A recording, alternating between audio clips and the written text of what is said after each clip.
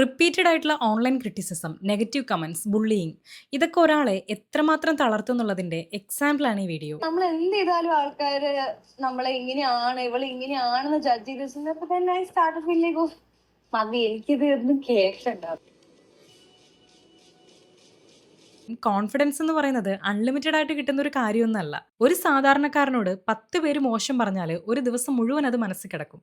അപ്പൊ എല്ലാ ദിവസവും ആയിരക്കണക്കിന് ആൾക്കാർ നിങ്ങളെക്കുറിച്ച് അഭിപ്രായം പറഞ്ഞാലോ?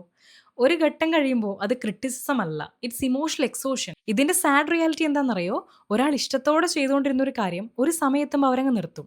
ആ കാര്യം ചെയ്ത് അതിന്റെ നെഗറ്റിവിറ്റി സഹിക്കുന്നത് അതിനേക്കാൾ ബുദ്ധിമുട്ടായതുകൊണ്ടാണത്. നമ്മൾ കണ്ടിട്ടുള്ള ഇട്ടാവട്ടത്തിലെ പൊട്ടക്കിണറ്റിൽ കിടന്ന് കളക്റ്റീവായിട്ട് ജഡ്ജ് ചെയ്യുന്നതിനും കമന്റ് ചെയ്യുന്നതിനും ഒക്കെ മുമ്പ് ഒരു ചോദ്യം സ്വയം ചോദിക്കണം. നമ്മൾ നമ്മുടെ അഭിപ്രായം പറയുകയാണോ, അതോ ഒരാൾ ഇഷ്ടത്തോടെ ചെയ്യുന്ന ഒരു കാര്യം നിർത്താൻ കാരണമായിട്ടുള്ള ഒരു ക്രൗഡിന്റെ ഭാഗമാവുകയാണോ? അഭിപ്രായം ആർക്ക് വേണമെങ്കിലും പറയാം. പക്ഷെ അതിലെ എമ്പതി നഷ്ടപ്പെടുമ്പോൾ അതൊരു ക്രൂവാലിറ്റി ആയിട്ട് മാറുകയാണ് ചെയ്യുന്നത്.